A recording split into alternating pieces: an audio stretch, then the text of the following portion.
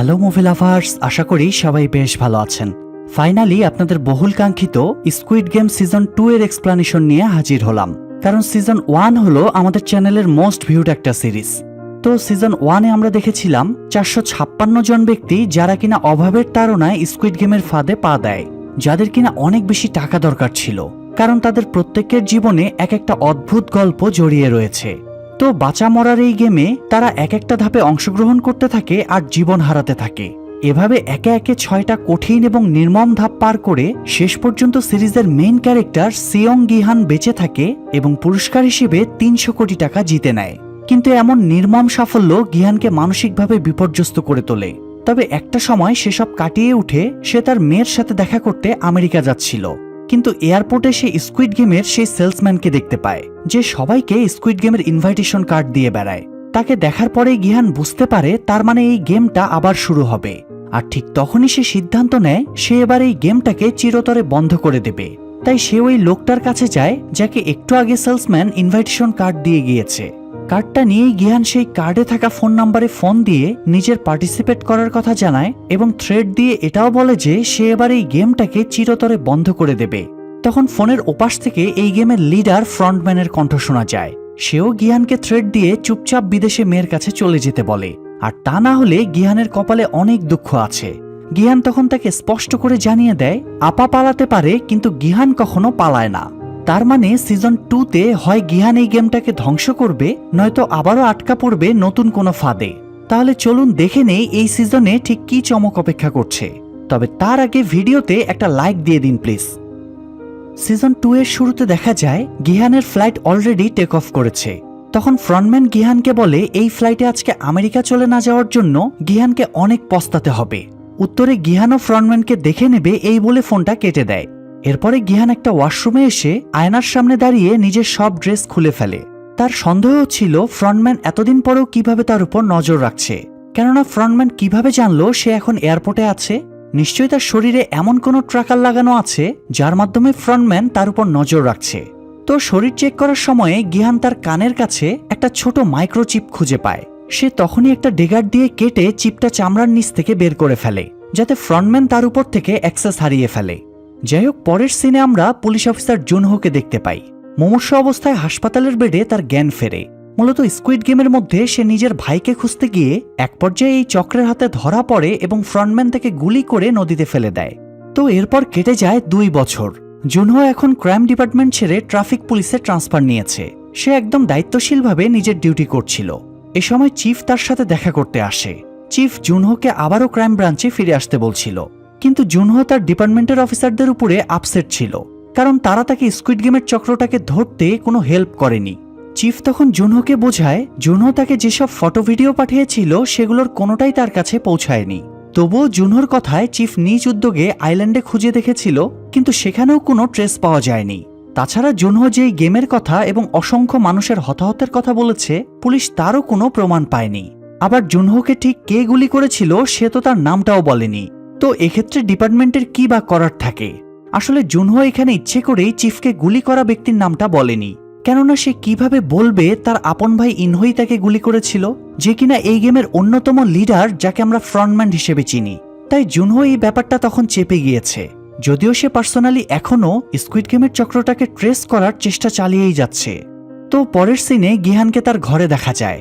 হঠাৎ তার ঘরের কলিং বেল বেজে উঠে। সে দরজার কাছে যেতেই দরজার ফাঁক দিয়ে স্কুইড গেমের একটা ইনভাইটেশন কার্ড ঢুকে যায়। এরপর সে দরজা খুলতেই বেশ চমকে যায়, কারণ তার সামনেই ফ্রন্টম্যান দাঁড়িয়ে আছে, তার 2 হাতে 2টো কাটা মাথা ধরা। তখনই গিহান চিৎকার দিয়ে ফ্রন্টম্যানকে গুলি চালাতে শুরু করে এবং তার ঘুম ভেঙে যায়। আসলে গিহান এতক্ষণ স্বপ্ন দেখছিল।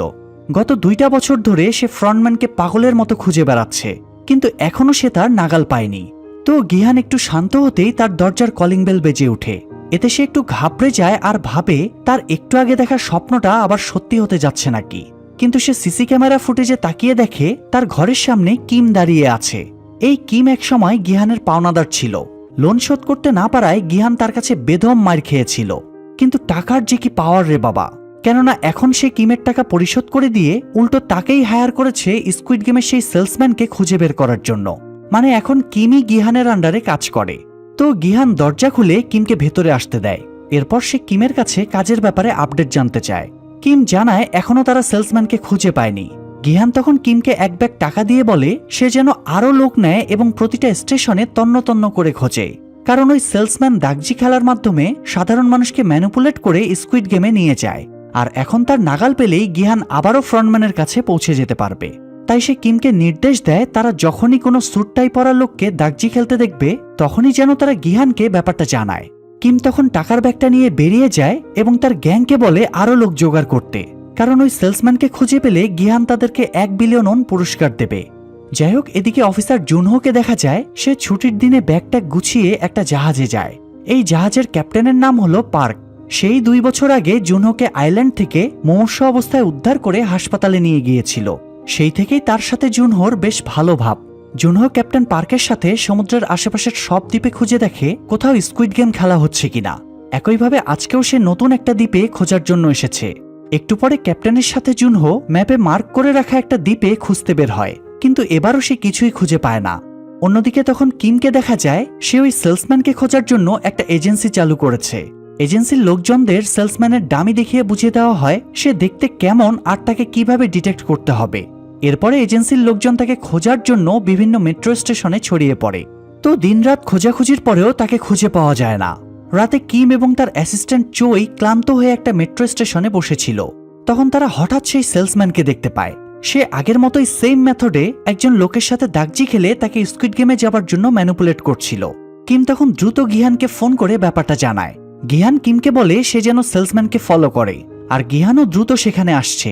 তো একটু পরে সেলসম্যান স্টেশন থেকে বেরিয়ে গেলে কিম আর চোইও তখন তাকে ফলো করে স্টেশনের বাইরে আসে।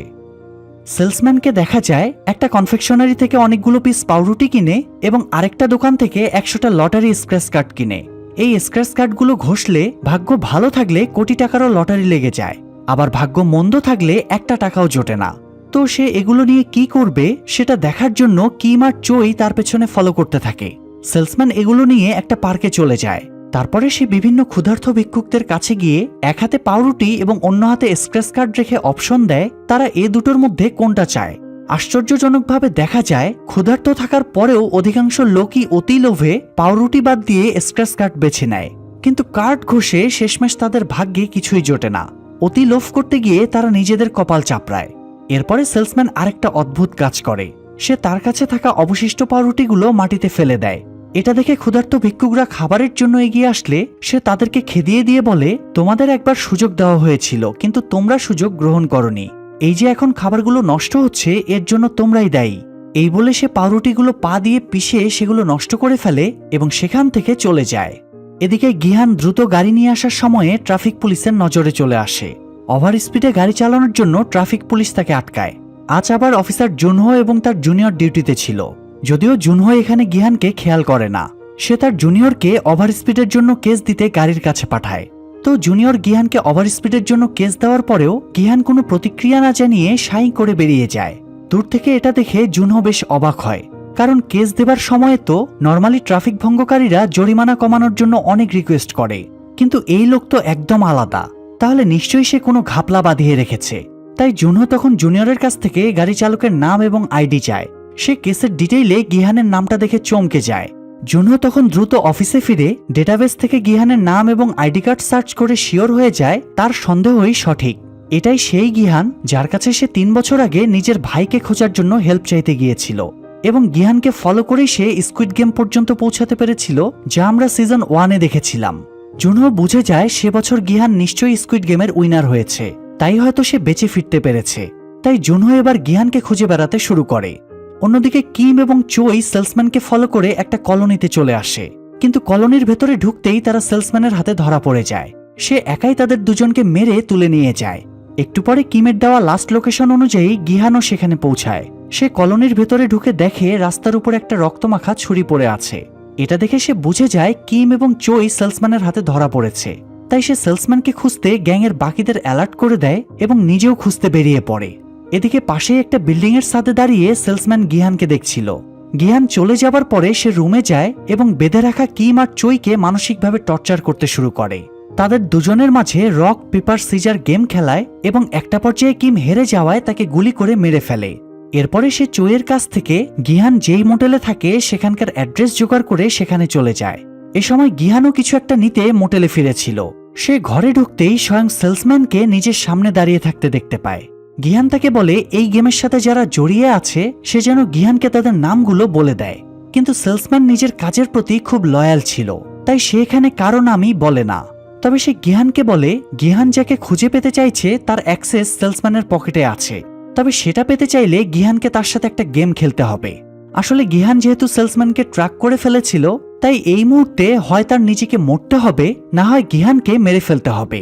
তাই সেলসম্যান ব্যাপারটাকে ইন্টারেস্টিং বানানোর জন্য গিহানের সাথে রাশিয়ান রুলেট গেম খেলে। এটা মূলত হলো একটা রিভলভারে শুধুমাত্র একটাই বুলেট থাকবে। এরপর দুজনেই নিজেদের মাথায় রিভলভার ঠেকিয়ে ট্রিগার চাপবে। যার ভাগ্য ভালো থাকবে সে বেঁচে যাবে, আর ভাগ্য মন্দ হলে সে গুলি খেয়ে মরে যাবে। তো ইগোর চক্করে গিহানও গেমটা খেলতে রাজি হয়ে যায়। দুজনের মধ্যে গেমটা কয়েক রাউন্ড চলে এবং শেষ পর্যন্ত ভাগ্যক্রমে সেই সেলসম্যানই মারা যায়। অর্থাৎ এই সেলসম্যানের চ্যাপ্টার এখানেই ক্লোজ হয় এবং প্রথম এপিসোডও এখানেই শেষ হয়। সেকেন্ড এপিসোডের শুরুতে আমরা অফিসার জুনহোকে দেখতে পাই। সে গিহানের অ্যাড্রেস খুঁজে তার মোটেলের সামনে চলে আসে, আর তখনই গুলির আওয়াজ শুনতে পায়। গুলির আওয়াজ শুনে সে দ্রুত মোটেলে ঢুকে পড়ে। সেখানে একটা রুমে সে হাত পা বাঁধা অবস্থায় চইকে পেয়ে যায়। মূলত সেলসম্যান চইকে এনে এই রুমে আটকে রেখেছিল। তো চইকে মুক্ত করে দিয়ে জুনহো অন্য রুমগুলো খুঁজতে শুরু করে। এদিকে গিহান সেলসম্যানের পকেট হাতড়ে স্কুইড গেমের একটা ইনভাইটেশন কার্ড পেয়ে যায়। এ সময় সেই ঘরে জুনহো চলে আসে। সে প্রথমেই গিহানকে গ্রেফতার করে, কিন্তু পেছন থেকে চই এসে জুনহোকে আঘাত করে এবং গিহানকে বাঁচিয়ে নেয়। চই সেলসম্যানের লাশটা পড়ে থাকতে দেখে তাকে কয়েকটা গালি দেয়। এরপরে সে গিহানকে জানায় সেলসম্যান তার ভাই সমতুল্য বস কিমকে মেরে ফেলেছে। এই বলে সে কাঁদতে শুরু করে।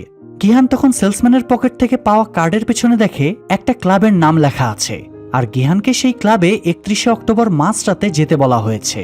তো পরের সিনে একটা মেয়েকে দেখা যায়, সে পার্কিং লটে একটা গাড়ির ভেতর শুয়েছিল। এই মেয়েটির নাম হলো নোউল। সে উত্তর কোরিয়া থেকে এখানে পালিয়ে এসেছে। তার কোনো থাকার জায়গা না থাকায় পার্কিং লটের যে কোনো গাড়ির ভেতরে ঢুকে রাতটা পার করে দেয়। কিন্তু আজকে সিকিউরিটি গার্ড তাকে দেখে ফেলেছে। গার্ড তাকে সতর্ক করে দিয়ে বলে এরপর থেকে যেন সে আর পার্কিং লটে না ঘুমায়। ওয়ার্নিং দিয়ে আজকের মতো নোউলকে এখানে ঘুমানোর সুযোগ দিয়ে গার্ড চলে যায়। এদিকে কিছুক্ষণ পরে জুনহোর জ্ঞান ফিরলে সে দেখে গিহান তাকে বেঁধে রেখেছে। গিহান তাকে বলে আমি তোমাকে চিনতে পেরেছি, আমাদের আগেও একবার দেখা হয়েছে। তুমি আমার বাড়িতে স্কুইড গেমের ব্যাপারে জানতে এসেছিলে তাই না? তখন জুনহো বলে আমাদের একবার না বরং দুবার দেখা হয়েছে। গেম চলাকালীন একজন মুখোশ পরা গার্ড তোমার কাছে গিয়ে ইনহোর ব্যাপারে জিজ্ঞেস করেছিল, আর ওইটা আমিই ছিলাম। এটা শুনে গিহান ভাবে জুনহো হয়তো এই গেম পরিচালনার কোনো সদস্য, তাই সে রিভলভার নিয়ে একটু ঝুঁকে আসে। তখন জুনহো ব্যাপারটা পরিষ্কার করে দেয় যে সে মূলত তার ভাইকে খুঁজতেই সেখানে গার্ডের ছদ্মবেশে গিয়েছিল। গিহান ব্যাপারটা বুঝতে পেরে জানায় সে এই গেমটাকে চিরতরে বন্ধ করে দিতে চায়, আর এই জন্য তাকে ফ্রন্টম্যানকে খুঁজে বের করতে হবে যে কিনা এখনো গেমটা চালিয়ে যাচ্ছে। তো জুনহো যেহেতু গার্ড সেজে কিছুদিন স্কুইড গেমে ছিল, তাই গিহান তাকে ফ্রন্টম্যানের ব্যাপারে জিজ্ঞেস করে, মানে সে ফ্রন্টম্যানকে দেখেছে কিনা বা তার সম্পর্কে কিছু জানে কিনা। কিন্তু নিজের ভাইয়ের পরিচয় লুকাতে জুনহো এখানে ফ্রন্টম্যানের ব্যাপারে কিছুই বলে না। তবে সে গিহানকে এই গেম বন্ধের জন্য সাহায্য করতে চায়। যদিও পুলিশের উপরে গিহান বা চইয়ের কারো কোনো ভরসা ছিল না। চই বারবার গিহানকে বলছিল পুলিশকে যেন বিশ্বাস না করে, কেননা একবার ডিবি হারুন তাকে ভাত খাওয়ানোর নাম করে নিয়ে গিয়ে নেংটু করে ব্রিজের উপরে দাঁড় করিয়ে রেখেছিল। সেই থেকে সে আর পুলিশকে বিশ্বাস করে না। কিন্তু এরপরও গিহান জুনহোকে বিশ্বাস করে তার কথা মেনে নিয়ে তাকে মুক্ত করে দেয় এবং এই গেমটা বন্ধ করার জন্য নিজেদের মাঝে সমঝোতা করে। যাই হোক, এরপরে গিহান তাদের অন্য একটা রুমে নিয়ে যায়। আসলে এই পুরো মোটেলটাই গিহান কিনে নিয়েছে, তাই এখানে সে ছাড়া আর কেউই থাকে না। তো পাশের রুমে গেলে দেখা যায় সেখানে সারি সারি টাকা সাজিয়ে রাখা আছে। স্কুইড গেম থেকে জিতে আনা সেই টাকাগুলো সে এই রুমেই ফেলে রেখেছে। গিহান বলে এই টাকাগুলো গেমের প্লেয়ারদের রক্তের দামে পাওয়া, তাই এই টাকা দিয়েই সে তাদের রক্তের প্রতিশোধ নেবে এবং গেমটা বন্ধ করে দেবে।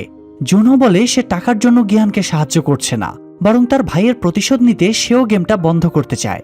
চইও তখন বলে সেও তার বস কিমের হত্যার প্রতিশোধ নিতে চায়, আর এজন্য সেও গিহানকে সাহায্য করবে। যেভাবে তার বসকে মারা হয়েছে সেইভাবে সেও গুলি করে ওদের মাথার খুলি উড়িয়ে দেবে।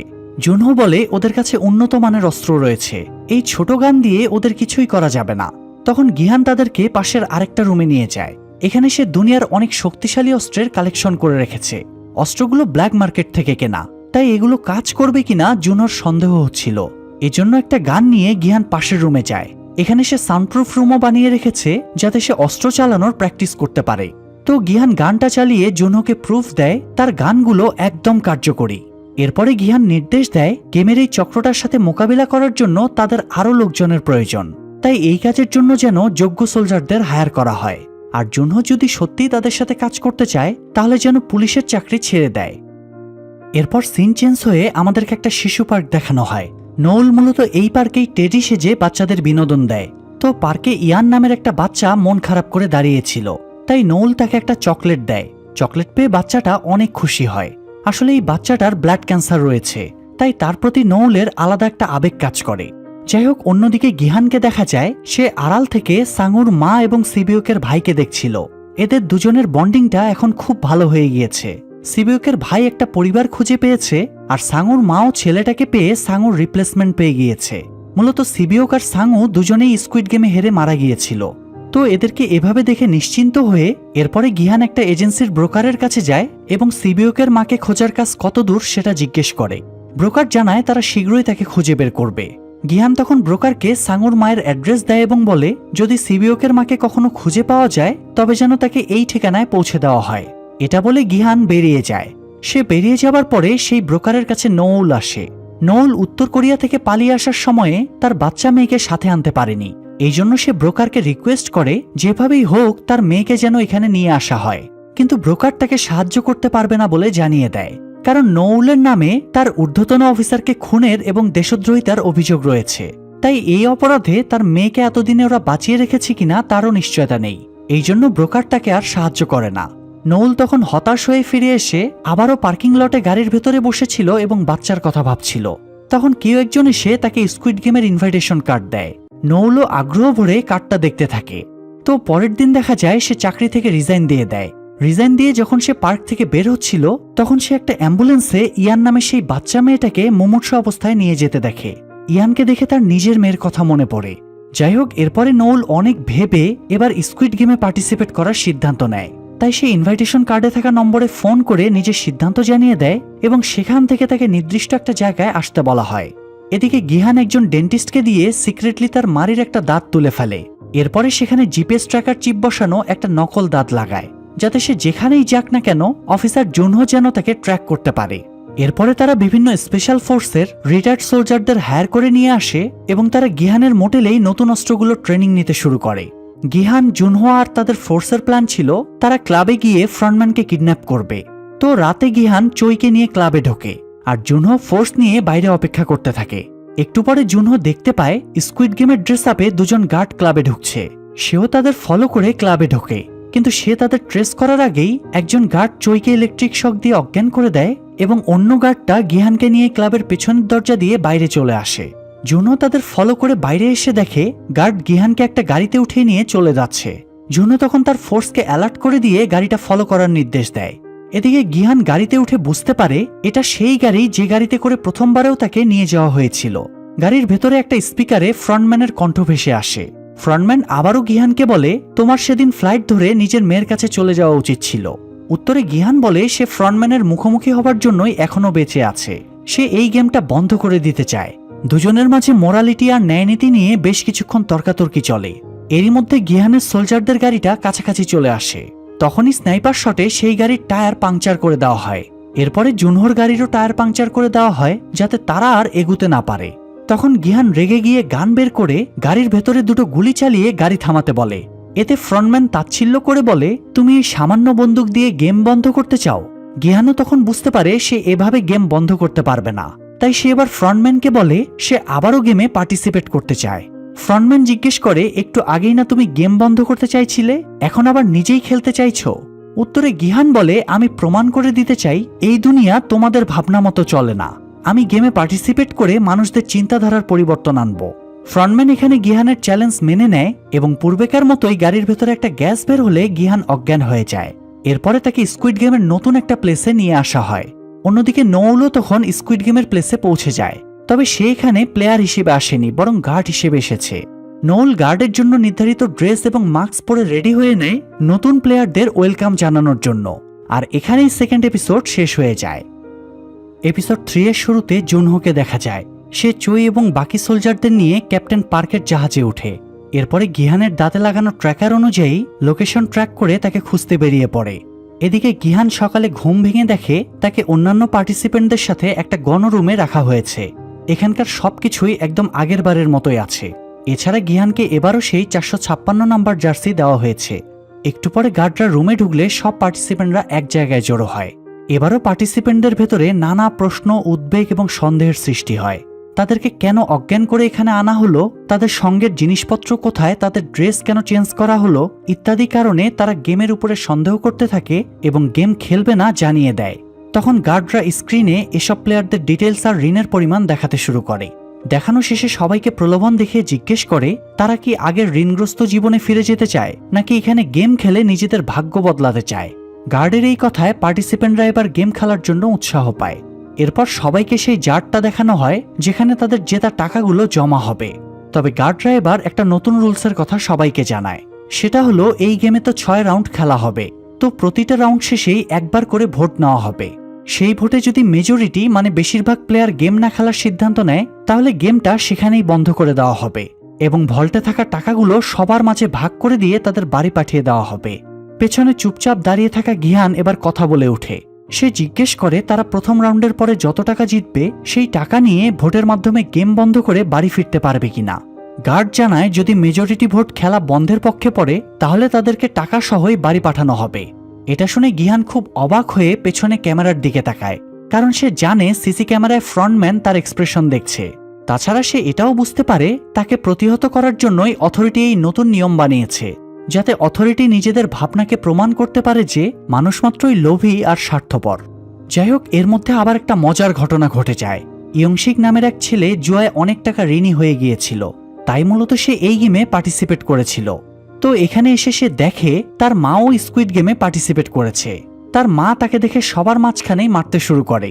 মা ছেলেকে বলে বাড়ি ফিরে যেতে আর ছেলেও মাকে বলে বাড়ি ফিরে যেতে। কিন্তু এখানে যেহেতু তারা এসেই গিয়েছে, এখন তো আর তাদের বেরোনোর পথ এতটা সোজা না। তো এরপরে পার্টিসিপেন্টদেরকে এগ্রিমেন্ট পেপারে সাইন করতে দেওয়া হয় এবং সবাই সেই এগ্রিমেন্ট পেপারে সাইন করে গেমে জয়েন করে। পার্টিসিপেন্টদের ভেতরে মিগি নামের আরেকটা ছেলে ছিল। মিগি একটা ইউটিউব চ্যানেল চালাতো। সে তার ইউটিউব সাবস্ক্রাইবারদের এমজি নামের একটা কয়েনে ইনভেস্ট করতে বলেছিল। তার কথা শুনে অনেকেই সেখানে ইনভেস্ট করে এবং সব টাকা লস খেয়ে যায়। মিগি নিজেও অনেক টাকা লস খেয়েছে, এই জন্য সে ঋণের টাকা শোধ করতে এখানে পার্টিসিপেট করেছে। তো এখানে এসে তার দুজন সাবস্ক্রাইবারের সাথে দেখা হয়ে যায়। এরাও মিগির কথা ইনভেস্ট করে লস খেয়েছে, এই জন্য থানোস নামের একজন তার সাথে ঝামেলা শুরু করে এবং তার লস যাওয়া টাকা ফেরত দেওয়ার জন্য থ্রেট দেয়। এদিকে গিহানের সাথেও তার একজন খুব ক্লোজ বন্ধু বের দেখা হয়ে যায়। গিহান তাকে দেখে অবাক হয়ে জিজ্ঞেস করে সে এখানে কেন এসেছে। বে জানায় তার অনেক টাকা ঋণ হয়েছে, ওয়াইফের সাথে ডিভোর্সও হয়ে গিয়েছে এবং তার ওয়াইফ তাদের বাচ্চাকেও নিজের সাথে নিয়ে গিয়েছে, তাই মূলত সে স্কুইড গেমে পার্টিসিপেট করার সিদ্ধান্ত নিয়েছে। গিহান তখন তাকে সাজেশন দেয় সে যেন সব সময় তার পেছন পেছন থাকে, তাহলেই সে এখান থেকে বেঁচে ফিরতে পারবে।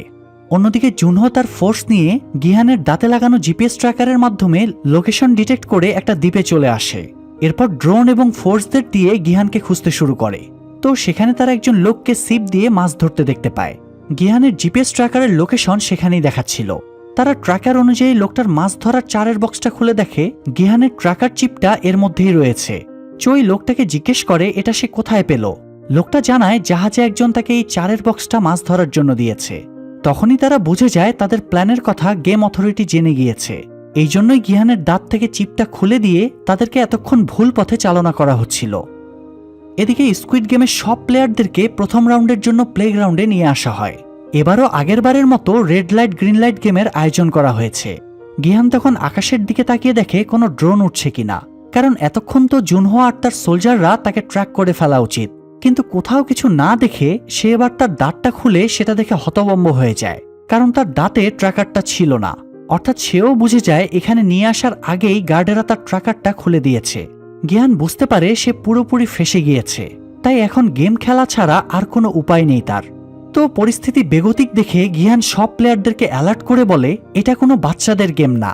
তারা এই গেমটাকে যতটা সহজ ভাবছে এটা মোটেও ততটা সহজ না। দূরের ওই বড় পুতুলটার চোখে মোশন ডিটেক্টর লাগানো আছে, কেউ যদি রেড লাইটে কট খেয়ে যায় তাহলে তাকে মেরে ফেলা হবে।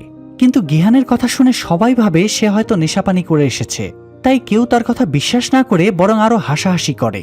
কেউ কেউ তো এটাও ভাবে গিহান তাদের ভয় দেখিয়ে গেম থেকে বের করতে চাইছে, যাতে সে ইজিলি গেমটা জিতে যায় এবং সব টাকা হাতিয়ে নেয়। কিন্তু তবুও গিহান সাধ্যমতো সবাইকে বোঝানোর চেষ্টা করে এবং বলে সে অ্যালার্ট করার সাথে সাথেই যেন সবাই থেমে যায়, তাহলে অন্তত তারা বেঁচে থাকতে পারবে। তো একটু পরে গেম শুরু হয়। রুলস সেই পূর্বের মতোই, প্লেয়ারদেরকে 5 মিনিট সময় দেওয়া হয়। গ্রিন লাইট বললে এগুতে হবে আর রেড লাইট বললে থেমে যেতে হবে, আর 5 মিনিটের ভেতরে ফিনিশ লাইন ক্রস করতে হবে। যাই হোক, খেলা শুরুর পরে কয়েক ধাপ গিহানের নির্দেশ মেনে সবাই ভালোভাবে এগোতে থাকে, কিন্তু একটা মেয়ের ঘাড়ে হঠাৎ একটা মৌমাছি এসে বসলে সে চিৎকার শুরু করে। দুর্ভাগ্যবশত তখন রেড লাইট চলছিল, তাই একটা হেডশটে মেয়েটাকে মেরে ফেলা হয়। এরপরে মৌমাছিটা আরেকজন মহিলার গায়ে বসলে সেও চিৎকার দিয়ে ফেলে এবং তাকেও মেরে ফেলা হয়। এটা দেখে প্লেয়ারদের মধ্যে হট্টগোল শুরু হয় এবং অনেকেই পালাতে শুরু করে, ফলে সবাইকে শুট করে মেরে ফেলা হয়।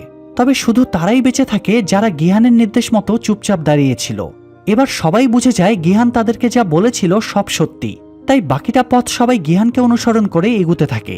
তবে এরপরও পথে অনেকেই মারা যায়। এক পর্যায়ে গিহান সহ প্রায় সকলেই ফিনিশ লাইন ক্রস করে ফেলে, কিন্তু একজন পায়ে গুলি লাগা লোক ফিনিশ লাইনের কাছাকাছি এসে আটকে যায়। সে আর এগুতে পারছিল না। সে গিহানের কাছে অসহায়ের মতো সাহায্য চায়। এদিকে ততক্ষণে সময়ও আর মাত্র কয়েক সেকেন্ড বাকি ছিল। তবুও গিহান লাইফ রিস্ক নিয়ে লোকটাকে উদ্ধার করতে যায়। এ সময় তাদেরকে ইউন নামের একটা মেয়েও হেল্প করে। তারা দুজনে মিলে লোকটাকে একদম শেষ মুহূর্তে ফিনিশ লাইনের বাইরে নিয়ে আসে। সবাই ভেবেছিল লোকটা বেঁচে গিয়েছে, কিন্তু স্নাইপার হাতে দায়িত্ব পালন করা নৌল লোকটাকে আবারও শুট করে মেরে ফেলে। এতটা রিস্ক নিয়েও লোকটাকে বাঁচাতে না পেরে গিহান প্রচণ্ড হতাশ হয়। যাই হোক, এরপরে প্লেয়ারদের গণরুমে ফিরিয়ে নিয়ে যাওয়া হয়।